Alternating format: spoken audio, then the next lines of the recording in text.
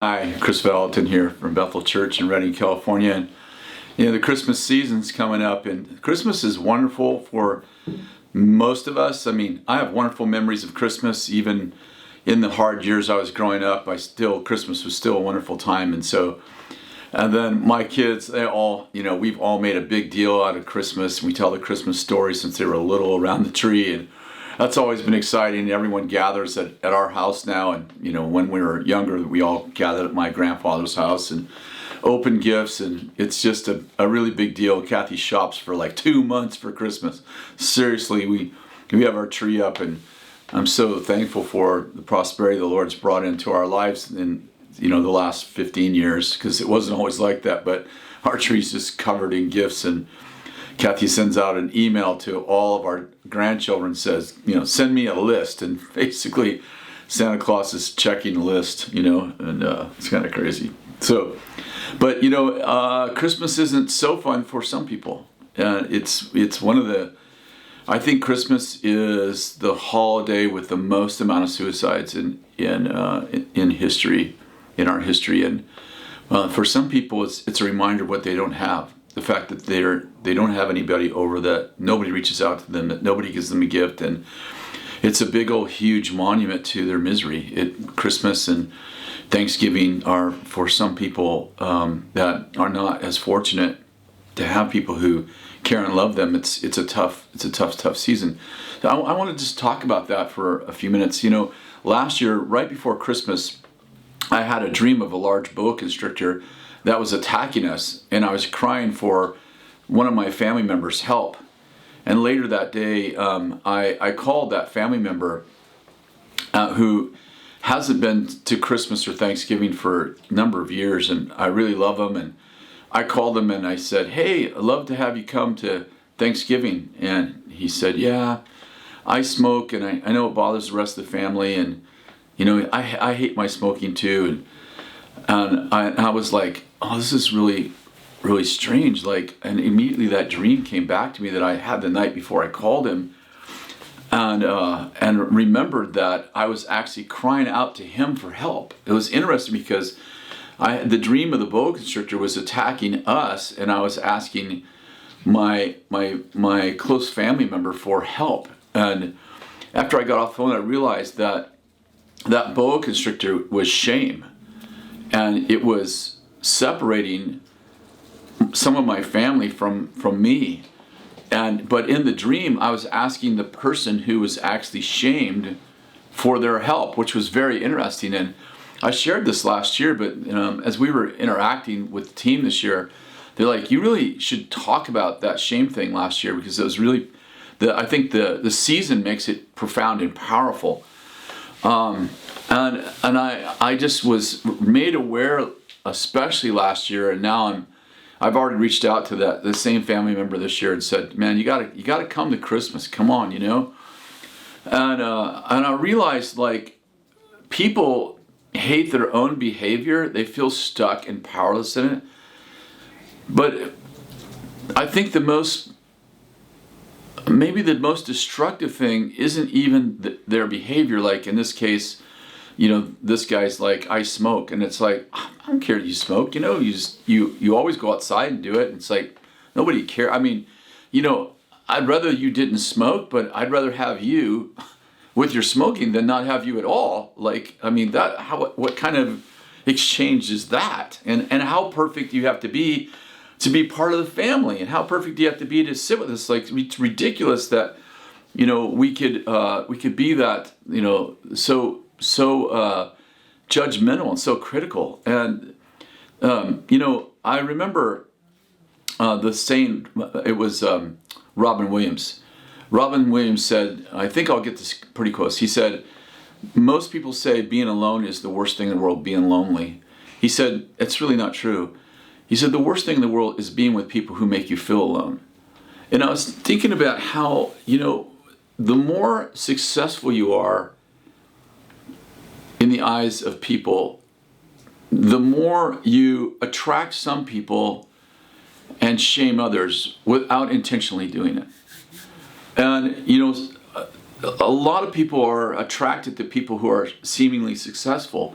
And it's like, everybody wants the attention of a wealthy man. In fact, Proverbs says, everyone's a friend of a rich man, but who can find the friend of the poor? The other side of that is that if your success feels like nobility, in other words, people would view your success like you're more holy than me, or you're more righteous than me. I think that it actually does the opposite of that particular proverb, in that it actually causes people to not want to be around you, not because they don't love you, but because they don't think that's mutual. And I think that one of the toughest things in the world is that I think one of the greatest fears we have is that I'm going to reach out to someone and they're not going to reach back. I remember years ago, it was probably 4 years ago, I text one of my staff and I say, hey, love to get together. Kathy and I love to have you over for dinner, and she didn't respond. And I'm like, oh, okay. So I waited like 3 or 4 days, and by the way, she always responds. She's one of those people that loves text. And so I waited like 3 or 4 days, and I text her again, hey, love to have you, over, maybe for dinner, whatever, maybe go out for dinner. And she didn't respond. Like another 3 days went by and she didn't respond. And pretty soon I started to build this case against her. I didn't actually consciously, I don't know that I was super consciously aware of it until I text one more time. Another couple days went by and she didn't respond. And I started thinking, about 6 months ago we had this conflict in my office, and I bet she's really secretly upset about it. And I said to Kathy, you know what? I'm just really tired of her attitude. And you know what? I reach out, she doesn't reach back, and that conversation we had, I was right about that. And she's the best. She actually loves everybody and has judgments for almost nobody. And she looks at me and she's like, well, how do you know it has anything to do with that? You've had conversations with her since then. And I'm like, I just know. I know that's why she's not answering. And she's like, you really don't know that. And I'm like, yeah, well, listen, I'm just tired of it. I'm really tired of being treated like, rejected like this. And Kathy's like, she don't even want to be in the room with me anymore. She's like, well, whatever. About 2 days passed, so I stopped texting. I'm like, forget you. And about 2 more days passed. Now it's been like 9 days. And I get this text message from my friend, my staff member, and she's like, hey, so sorry I didn't text you back. I was at a women's retreat and we were way back in the woods, and we had no we had no Wi-Fi, and I just saw, I'm so sorry I didn't text you right back. Yes, I'd love to have dinner with you, on and on and on. And I'm like, unbelievable that I could build a case against someone because I reached out to them and I was convinced that they were not reaching back because they had some offense. I was making up stories about the offense that she had with me. And not only was I have you ever played that out? Like you playing both sides of the court, like she's going to say this and then I'm going to say this and then I'm going to got it. It's like it was doing that. I was actually being deceived, and I was like, wow, rejection is a crazy storyteller. A crazy storyteller. I was telling her story, and I was responding in the court of my own imagination with my own story. And the truth is, it had nothing to do with reality whatsoever. So I was thinking about, Christmas coming up, and how, important it is that people actually have fellowship with one another. Like 1 John says, come and have fellowship with us because our fellowship is with the Father. And it goes on to say that, let's see, I'm so thrashing the verse right now. I'm pretty sure I have it here too. Sorry, now I'm stalling because I don't see the verse, but I do have it. It's 1 John 1, and it says, 1 John 1:6, it says, if we say we have fellowship with him, and yet we walk in darkness, we lie and do not practice the truth. But if we walk in the light as he himself is in the light, and we have fellowship with one another, the blood of Jesus, his son, cleanses us from all sin. And the point that John's making is it's actually fellowship, the word koinonia, the Greek word koinonia, that actually creates the kind of culture that cleanses us from sin. And the challenge is, the catch-22 is that fellowship destroys shame, but the shame keeps us from fellowship. Let me say that again.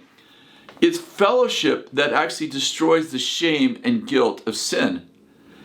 John just said, we have fellowship with one another, and the blood of Jesus, his son, cleanses from all sin. But the challenge is that it's sin, that shame actually keeps us from fellowship. So it's a catch-22. It's like, I need people to actually help me to become the noble person that I'm designed to be. And on the other side of that is that I'm afraid of the very people that I need. I feel ashamed to be with the people that I need to break shame off my life. It's just a crazy catch-22.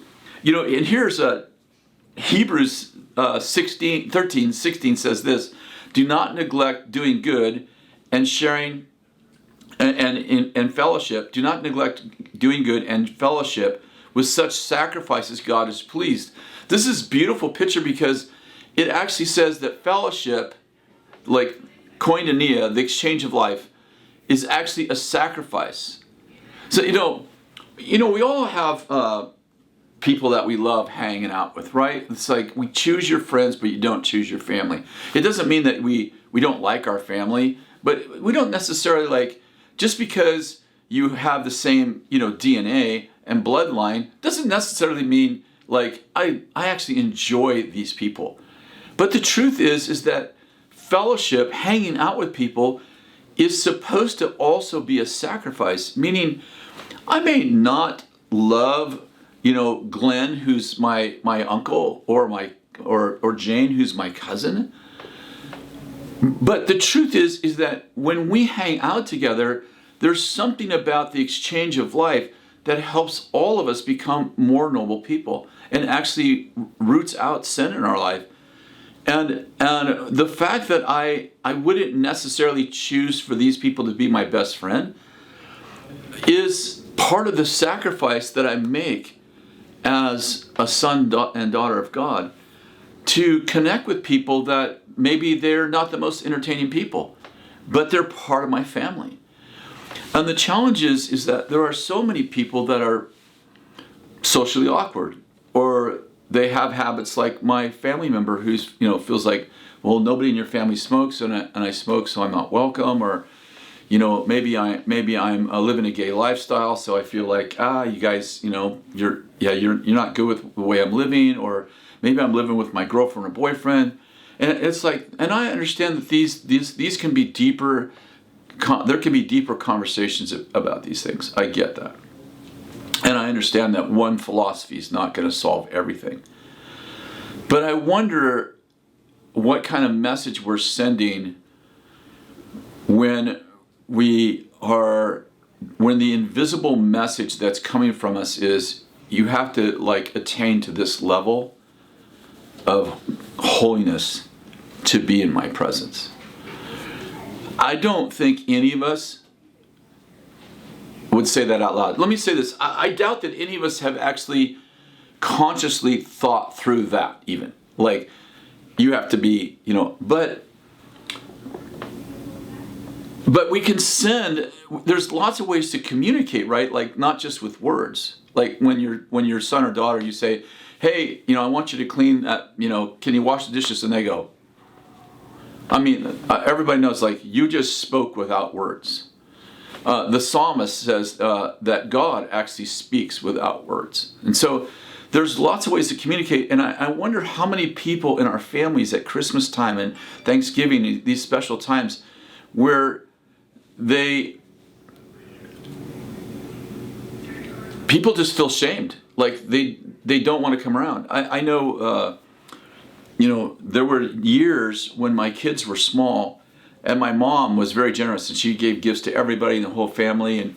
And I know that just the feeling that we were broke and that we could give a couple of gifts to our kids, but we really didn't have extra money to give to my parents. And I'm like, oh, this is going to feel really weird. Who doesn't like to get gifts? But when you're a father and a mother, the inability to exchange gifts, the inability, like, are you going to give me a $300 gift and I'm going to give you a $10 gift? Like, there's a feeling of shame when someone's strength is on full display and you don't feel as qualified as them. I know that I have another family member who does come to our Christmas and Thanksgiving, but he constantly talks about the fact that he doesn't have enough money to buy gifts for everybody. And we're like, and what we've done with him, we're like, hey, why don't we exchange a couple of, like, you give to these two people and these two people give to you, and that'll be, in other words, it's okay. Like, we don't want wealth to separate us. We don't want bad habits to separate us. We're a family. I just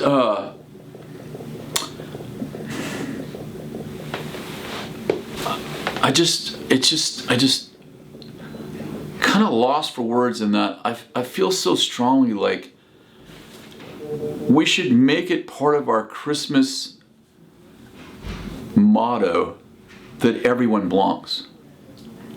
That if you're part of our family, you belong here. Listen, you don't have to worry about bringing gifts. You don't have to worry about bringing things to us. It's like, just bring you. Like, you're the best gift we have. This morning I was actually, I knew I was going to kind of share the story, and I was thinking about the prodigal son story. And I'm sure you know the story. Let me read you the story just quickly, and maybe we'll wrap it up with this story. Jesus told a story about a man who had two sons. By the way, we call it the prodigal son story, but actually the Bible calls it the man who had two sons. So we always focus on the one son who asked for his inheritance and left, but actually the Bible says, this is about two boys. And so it goes on and says, the younger of them said to his father, Father, give me the share of my estate that falls to me. So he divided his wealth between them. And not many days later, the younger son gathered everything together and went on a journey into a distant country. And there he squandered his estate with loose living. Now, when he had spent everything, a severe famine occurred in the country, and he began to be impoverished. So he went and hired himself out to one of the citizens of that country, and he sent him into the fields to feed the swine. And he would have gladly filled his stomach with the pods that the swine were eating, and no one was giving him anything. But when he came to his senses, and by the way, that word came to his senses, it actually in the Greek it says, and when he came to himself, he said, how many of my father's hired men have more than enough bread? But I'm dying here with hunger. I will get up and I will go to my father. I will get up and I will go to my father and say, I have sinned against heaven and I'm no longer, and Father, I've sinned against heaven and in your sight, and I'm no longer worthy to be called your son. Make me as one of your hired people. So he got up and he came to his father, and while he's still a long ways away, his father saw him and felt compassion for him and ran and embraced him and kissed him. And the son said to him, Father, I have sinned against heaven and in your sight. I am no longer worthy to be called your son. But his father said to his slaves, quickly bring out the best robe and put it on him, and put a ring on his hand and sandals on his feet, and bring the fattened calf and kill it, and let us eat and celebrate. For this son of mine who was dead has come to life again, and he was lost and he's been found. And they began to celebrate. Now his older son was in the field, and when he came and approached the house, he heard the music and the dancing, And he summoned one of his servants and began to inquire what these things could be. And he said to him, your brother has come, and your father has killed the fattened calf, because he's received him back safe and sound. And he was angry and was not willing to come. And his father came out and began pleading with him. And he said to his father, look, for so many years I have been serving you, and have never neglected a command of yours. Yet you have not given me a goat that I may celebrate with my friends. But when this son of yours came, he has devoured his wealth with prostitutes, and you killed the fattened calf for him. And he said to him, and the father said to him, son, you've always been with me, and all that all that is mine is yours. But we had to celebrate and rejoice, for this brother of yours was dead and he has begun to live. And he was lost, and he has been found. This is a beautiful story, and I relate this to to Christmas in that we have a lot of people that they're coming to our house is almost like a prodigal returning home. And I love the father's response, because the prodigal son's like, I'm going to go tell my dad, like, I'm so sorry I sinned against heaven and I have sinned in your sight. But the father has been preparing. He's in watchful preparation. He's looking for a re-entry. How does he see his son far off? Because he's got this attitude, if you will, of re-entry. He's looking for his son to re-enter. And immediately, a thing that I learned last year is that the father does not put the robe on him and the ring and the sandals. The father turns to the community and says, my son who is returned, go get the ring, the sandals and the robe, and put it on him. And so the whole community participates in the restoration of this boy. Think about how it happens sometimes. Sometimes it's like some person, in this case the father, goes, and I'm bringing my son back. And everyone else is like, wait, he deserves to be punished. But the father's wise enough, and he's prepared for the reentry. And he said, and he dictates the mindset of the whole community towards this son, so that one person's not going, yes, come in here, and the other ones are like, wait till dinner's over, I'm going to have a conversation with you. The father actually dictates the celebratory restoration of this young man. And he says, listen, you put the robe on him, you put the ring on him, you put the sandals on his feet. Hey, why don't you prepare something that we can celebrate in? Hey, you create the dancing, you create the music. And what happens is that we don't have one person, in this case, somebody who's overly merciful, like protecting a son, but the whole community's like, it is shaming him. The fathers actually said, hey, the boy's back, and we should break shame off this young man. But you know, the powerful part of the story is the elder brother, and we have these kind of elder brothers at Christmas and Thanksgiving. It's a self-righteous kind of thing. It's like, listen, your son that returned spent your money on prostitutes. And it's funny because it was his dad's money, but the son is bitter. The dad is forgiving, and the son who it didn't affect financially at all, he's mad. He is offended. He separates his brother by saying, he's your son.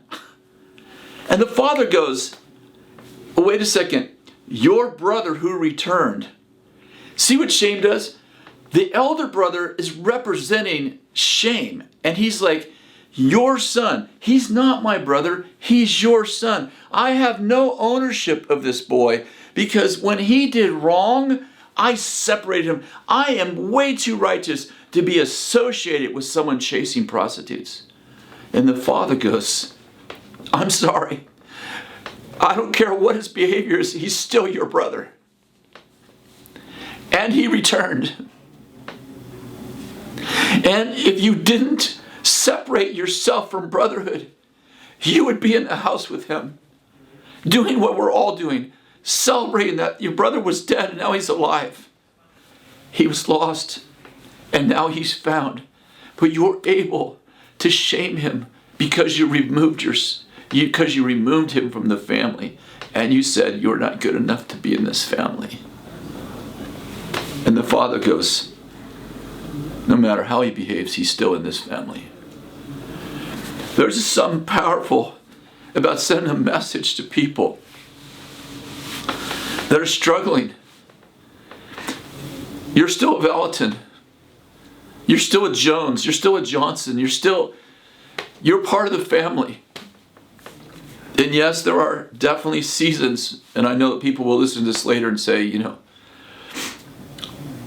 we have Joe over, but he comes in on drugs and he destroys our Christmas. I mean, of course there There are exceptions to this where we have to set boundaries. It should hurt us to set those boundaries.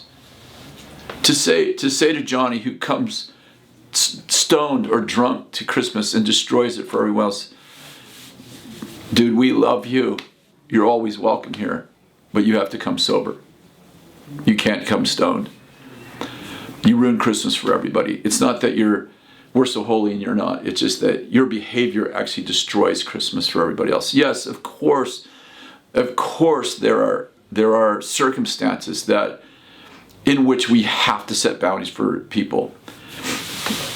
But most of us don't have those situations. We just have people who don't want to be around, especially most of you that are listening to this, you're Christians, and you're like, you have a righteous standard, and maybe you're like, I know I'm not perfect, but just in your following of Jesus, there are things and habits that have fallen off of you that other people have not had that privilege of finding grace that delivers them from sin.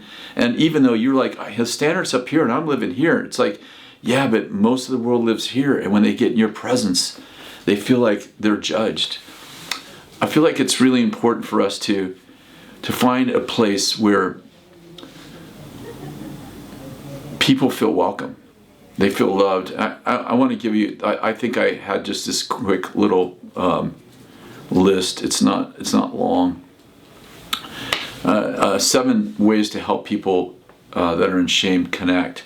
Number 1, be humble by remembering where you came from. I think that's super important. Don't become the elder brother who's forgotten where you came from. And number 2, love people for who they are and not for who they could be. Oh gosh, this is really big, because when you have vision for someone and they're living at a 2 and they have potential to be a 10, it's kind of easy to love them for what they could be, and yet the pressure is I get in your presence and I always feel like you're not happy with me. So I have to love you where you are and for who you are. Number 3, and I think this is big for me and for everyone. Don't parade your accomplishments in front of the broken. I write a new book, and I'll tell you, I run around when we get the first copy in, I run around the whole church team. Look at my new book, and everyone's like, that's amazing, and everyone does it. We all do it. Like someone celebrates something and they preach, and we're all passing around the video and like, you should hear Chris Cruz preach this week, and we're all like, this is the culture we have. It's hard to do that with people who are living in shame. It's really difficult to go, look at my new book, and they're like, oh yeah, it's one more thing I didn't do. Hey, come and look at the car we bought this week. It's like, yeah, I don't. And so we have to be conscious, like people who live in shame, it's hard for them to celebrate other people's accomplishments because it's a reminder of something they haven't done. So I would just say, I know that in my case, and I know that most of our cases, we're not trying to brag. We're just excited about what's going on in our life. We have to tone it down when we're around people like that. Number 4, give people hope without requiring them to change.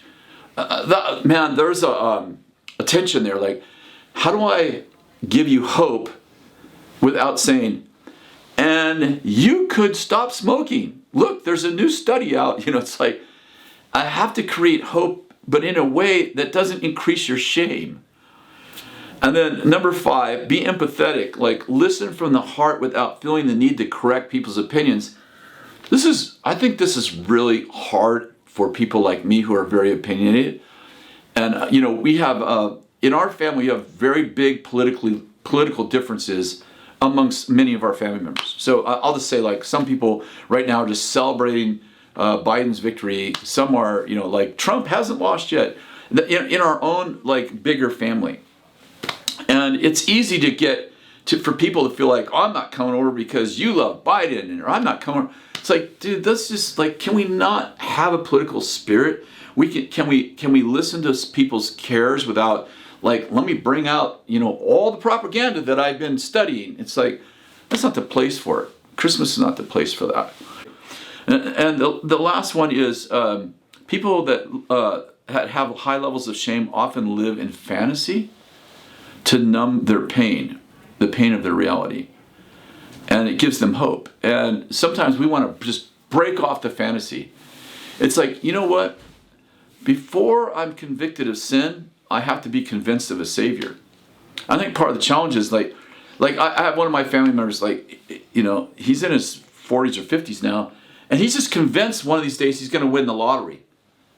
So he barely works. And often the conversation turns to, the lottery. And I'm like, it's like you've been saying this for 25 years, and it's the reason why you don't work hard, because someday you're going to win the lottery, and that's going to change your life. And I actually had an argument with him like 10 years ago, and then I realized recently, like, that's the way he shields himself from shame. And when I break the illusion that you're not going to win the lottery, you're stuck with the reality that you are actually living way below your noble ability, because you don't work because you have issues with bosses, issues with your energy, issues with, and this particular person just can't keep a job. And so his dream is he's going to win the lottery, not going to have to work for anyone. And the truth is, he hardly makes a living. He's barely starving, almost starving. So it's like we can like break his fantasy, but when you break his fantasy, you take away the illusion is actually bringing him some level of hope. And if we want to have real hope, we have to actually figure out how to instill hope before we take away the illusion.